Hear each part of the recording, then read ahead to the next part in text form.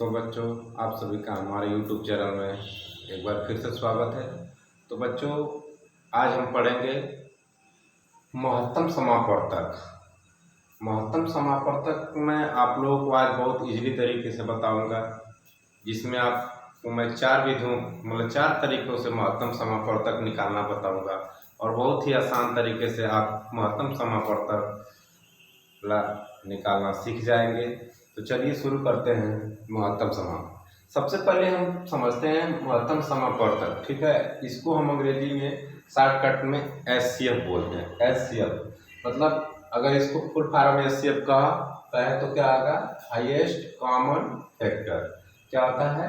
Highest common factor. S से highest, सी से common, F से फैक्टर।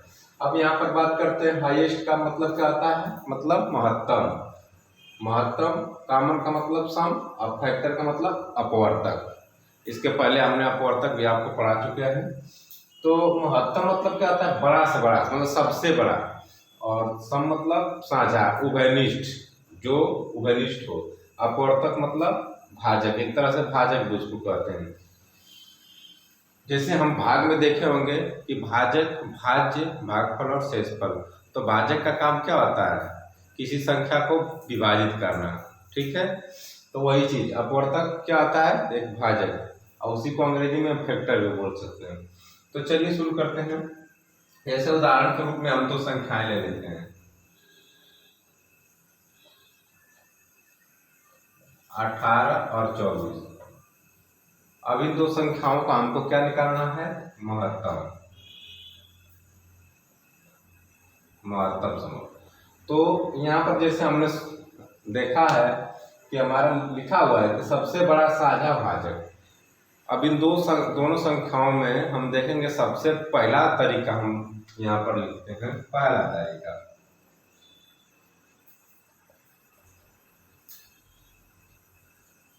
चलिए शुरू करते हैं। पहला तरीका तो यहाँ पर 18 और 24 का, 18 और 24 का पहले हम क्या करेंगे? खंड कर भाजक ढूंढेंगे, अपवर्तक ढूंढेंगे। तो 18 के अपवर्तक क्या आ जाएगा? देखिए, पहले तो 1 से कटेगा, फिर 2 से कटेगा 18, फिर 3 से, 4 से कटेगा नहीं, फिर उसके बाद 6 से कटेगा, फिर उसके बाद 7 से नहीं कटेगा, 8 से भी नहीं कटेगा, 9 से कटेगा, और 10 से, 11 से, 12 से, सीधे अब किससे कटेगा? 18 से। तो ये हमारे 18 के क्या हो गए? अपवर्तक भाजक हो गए। उसके बाद 24 के 1 से, 2 से, 3 से, 4 से, 6 से, उसके बाद 8 से, और 12 से, और उसके बाद 24 से। तो आप लोग देख सकते हैं कि 18 के हमारा क्या क्या भाजक और भाजक के अपवर्तक क्या क्या है? 1 2 3 6 9 18। और 24 के क्या क्या है? 1 2 3 4 6 8 12 24। तो अब हमको देखना है कि इन दोनों में बड़ा से बड़ा, हम यहाँ पर लिखा हुआ है बड़ा से बड़ा साझा भाजक। मतलब देखना है कि इसमें दोनों में बड़ा से बड़ा भाजक कौन है। तो इसमें जो दोनों में उभयनिष्ठ, मतलब दोनों में हो, कॉमन हो, दोनों संख्याओं में क्या हो? कॉमन हो। तो इसमें हम देख रहे हैं कि 1 से भी कट जा रहा है, 2 से भी कट जा रहा है, 3 से भी कट जा रहा है, और उसके बाद 4 से कट रहा है इसको, लेकिन इसमें नहीं कट रहा है। तो अब उसके बाद किससे? 6 से, 6 इसमें भी कट रहा है, 6 से इसमें भी कट रहा है, और उसके बाद 9 से तो कट रहा है लेकिन ये वाला नहीं कट रहा है, 18 इसमें कट रहा है लेकिन इसमें नहीं है 18। तो सबसे बड़ा से बड़ा भाजक कौन है? 6 है। तो इसलिए इसका मौसा क्या आ जाएगा? इन दो संख्याओं का 6। ये पहला तरीका। चलिए अब दूसरा तरीका देखते हैं। दूसरा तरीका, दूसरा तरीका में हम अभाज्य खंड, अभाज्य खंड देखिए। अब यहाँ पर हम क्या करेंगे? 18 और 24 के अभाज्य खंड लेंगे, अभाज्य खंड। तो सबसे पहले हम 2 से कटाएंगे, 2 से 2, और उसके बाद क्या होगा? अभाज्य खंड 2 2 9 18 हो गया, मतलब 2, और उसके बाद 3 और गुणित 3, और 24 के क्या आ जाएंगे? 2 12 दूना 24, मतलब 4 3 12, 2 दूना के 4 और 3 6 चौके 24, 2 दूना के 4 तें 8 तरीके 24, ये 3 2 दूना के 4 दूना के 8 तरीके 24, ये हमारे 24 के खंड हो गए अभाज्य खंड। ठीक, अब इन दोनों में हम देखेंगे, इन दोनों संख्याओं में जो जो इसके 18 के अभाज्य खंड है और 24 के अभाज्य खंड है, दोनों में कौन कॉमन है। तो पहले क्या है, एक तो 2 कॉमन हो गया और एक कौन हो गया, एक 3 कॉमन हो गया दोनों में। और उसके बाद देखना है कि एक 3 है लेकिन इसमें 3 दूसरा नहीं है, और इसमें 2 है लेकिन इसमें एक ही 2 है, तो इसलिए दोनों में कॉमन रहना चाहिए, हमारा दोनों में कॉमन रहना चाहिए। तो एक 2 हो गया, एक 3 हो गया, तो इसका मतलब क्या आ जाएगा 6। ये दूसरी विधि हो गई। चलिए तीसरी विधि। अब तीसरी विधि क्या है कि दोनों संख्याओं का एक कॉलम हम बना लेंगे, दोनों संख्याओं का कॉलम बना लेंगे। ठीक, अब अभाज्य खंड से इसको कटाना शुरू करेंगे, 2 से कटाना शुरू करेंगे। 2 9 18, 12 दूना के 24, मतलब ये 18 जो है 9 बार में कट गया 2 से, और ये 12 बार में। ठीक, ये दोनों संख्याओं को काटा ना, तो हम इसको घेरा लगा दिए, जो मतलब दोनों को काट रहा है तो इसका घेरा लगा। फिर उसके बाद अब देखो ये 2 से कट रहा है, ये 9 नहीं कटेगा, उतार लेंगे, 2 छक्का 12, ये दोनों को काटा नहीं विभाजित किया तो इसको छोड़ देंगे।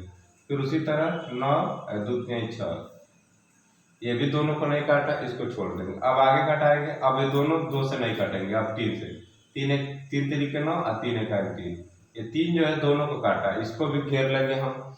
अब उसके बाद बच रहा है सिंगल 3, तो 3 सिर्फ किससे कटेगा, 3 से कटेगा। ठीक, तो अब इन दोनों संख्याओं को किसने काटा, एक तो 2 ने काटा, एक तो 3 ने काटा, तो इन दोनों संख्याओं का मतलब क्या आ जाएगा 6 हो जाएगा।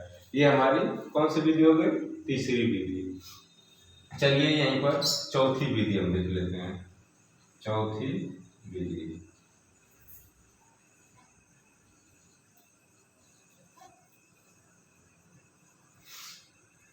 चौथी विधि में हम सबसे पहले क्या करते हैं, ये भाग विधि है। कौन सी विधि है, भाग विधि।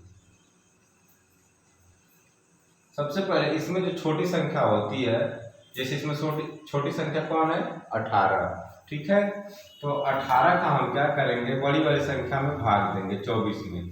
कितना बार भाग जाएगा, 18 का 18, एक बार भाग जाएगा, घटाएंगे 14 में से 8 जाएगा 6, एक कटेगा, मतलब घटेगा क्या आ जाएगा 0 हो जाएगा। अब उसके बाद अब ये 6 जो आया शेषफल, अब जिससे भाग दिया अब उसमें फिर भाग देंगे। अब कितने बार भाग जाएगा 6 18, जब तक कि पूरा कट ना जाए, जिससे भाग देते हैं जो शेषफल आता है फिर उसको भाग देते हैं। तो 6 18, मतलब 3 बार में पूरा मतलब यहाँ पर क्या आ जाएगा 0 आ जाएगा शेषफल। तो ये किस 6 ने क्या किया, इसको पूरा क्या किया, विभाजित, इसलिए इसका औसत क्या आ जाएगा 6 हो जाएगा। तो मैंने आपको 4 विधि से आपको मौसम निकालने का तरीका आपको बता दिया हूँ, आप एक बार देख सकते हैं। ठीक है, चाहे तो आप इसका स्क्रीनशॉट भी ले सकते हैं। और एक चीज आप समझिए, मौसम में अगर कोई 2 अभाज्य संख्या है, जैसे मान के चलिए 3 और 5 है, कह दें कि इनका मौसम क्या होगा, तो जब 2 अभाज्य संख्याएं रहती हैं तो उनका मौसम सदैव क्या रहता है, 1 रहता है। क्या रहता है 1। जैसे 3 और 5 का मौसम क्या होगा 1, क्यों, क्योंकि जो 3 है वो किससे कटेगा, 1 और 3 से कटेगा, और 5 किससे कटेगा 1 और 5 से, तो दोनों में उभयनिष्ठ कौन है 1, तो इसलिए इसका मौसम सदैव क्या रहेगा, मतलब 2 अभाज्य संख्याओं का मौसम सदैव क्या रहता है 1 रहता है, क्योंकि उन दोनों में कॉमन फैक्टर कौन रहता है 1 रहता है, इसीलिए सदैव उनका मौसम क्या होता है 1।